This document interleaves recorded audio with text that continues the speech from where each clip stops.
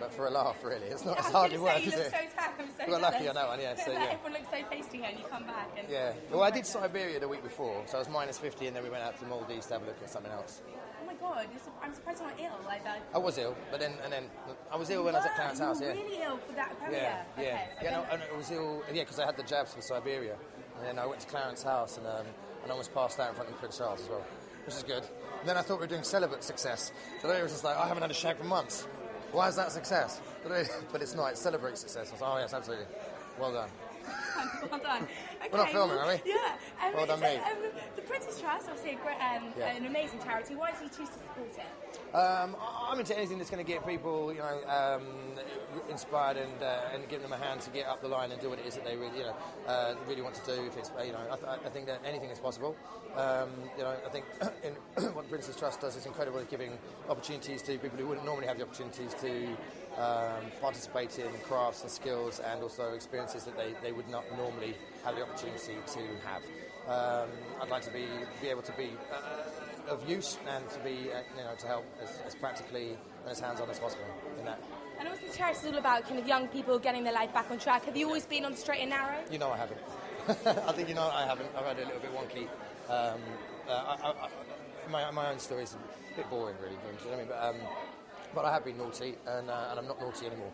And but in cases of some of the people, a lot of people involved in the Princess Trust is very, very different to my background. And so, if in any way that my story can help, then cool. But on the other hand, I was sort of here in a way to just help out, regardless, even if I hadn't got a bit of a wonky past. And what would you say? You will. And you've obviously had an amazing success. What would be your advice to people just starting out?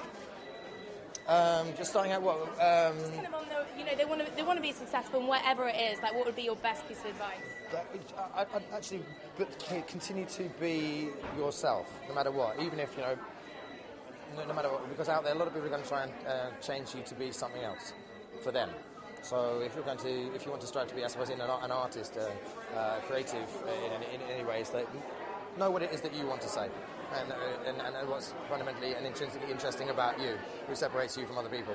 And not that makes you special and different, but what is it that your voice brings to the table? I think it's ultimately what you have for your entire life, and not to be swayed by anybody else's opinions, really. That your point of view is as essential to the creative development of the arts as anybody else's.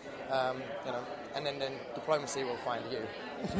And you're so busy. You've just come back from Siberia and been in the Maldives. You lucky guy. Awful, yeah, awful. Being in the Maldives, terrible. When's your next downtime? I've just had downtime. That's it.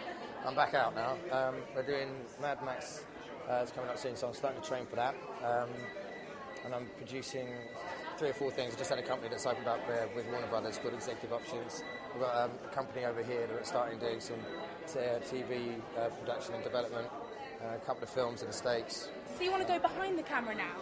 I've always wanted to direct, so I'm going to start pushing towards that. I write and produce and have been for the last couple of years, 3-4 years anyway, so it's just a continuation of that. What's the last thing you've written, kind of producing it and directing, doing a bit of a George Clooney? I wish. It's kind of not like that. What I do is I write a lot of synopsis, a lot of treatments, a lot of stories, and then pass them on to writers and have individual producers for different projects. So I've got about 10 or 11 different things going at the moment, which I'm not really announcing yet. Would you say you have a style, like, in terms of what you write? Is it very much about kind of very raw stuff, or is it fantasy? Or what would you say your kind of, if you could describe your style? Anything with a human element. I just like stories. So, drama, the nature of drama is conflict. I like an interesting story, and I like a gentle story. I like stories. So the most important thing is range for me, and versatility. Is I want to do everything.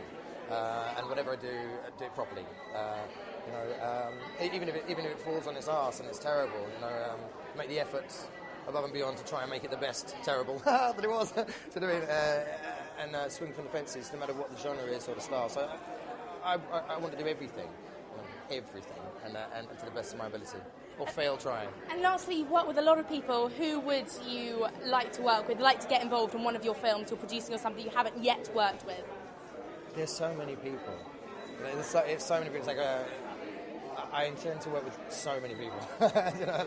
It's kind of essential to being alive for me. Is the family of artists that are out there, directors, writers, producers, those that are up and coming that I've never heard of yet, those that are out there who I should have heard of and watched their work. There's a massive collection of people that I want to work with, and I couldn't point out a single person. Okay, amazing. We'll let you go. Thank you so much. Thank you so much.